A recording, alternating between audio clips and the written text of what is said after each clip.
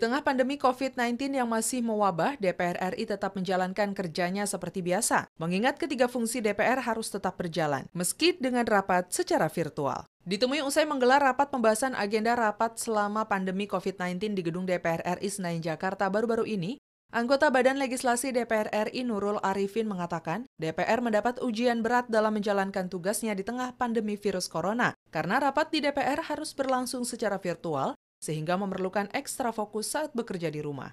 Nurul berharap virus corona segera berlalu, agar rapat-rapat di gedung DPR kembali digelar secara langsung, tidak melalui virtual lagi. Karena satu harus ekstra fokus, begitu.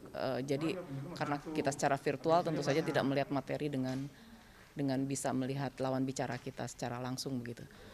Nah, jadi ini bukan kerja-kerja yang mudah, dan seandainya di rumah kita juga bukan kerja terus langsung fokus begitu karena Hal senada disampaikan anggota Balik DPR RI Ahmad Baidowi, mengatakan DPR harus tetap menggelar rapat-rapat di tengah wabah virus corona, meski digelar secara terbatas karena dengan cara tersebut penyebaran virus corona bisa dibatasi.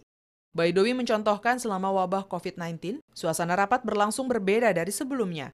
Dalam ruang rapat tidak diperbolehkan lebih dari 20 orang, mengingat anjuran tersebut sesuai protokol kesehatan. Adanya musibah yang ada saat ini tidak menghalangi produktivitas anggota DPR dalam menjalankan tiga fungsinya.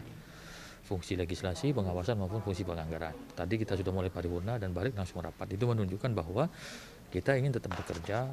Habibie dan Kiki, TVR Parlemen melaporkan.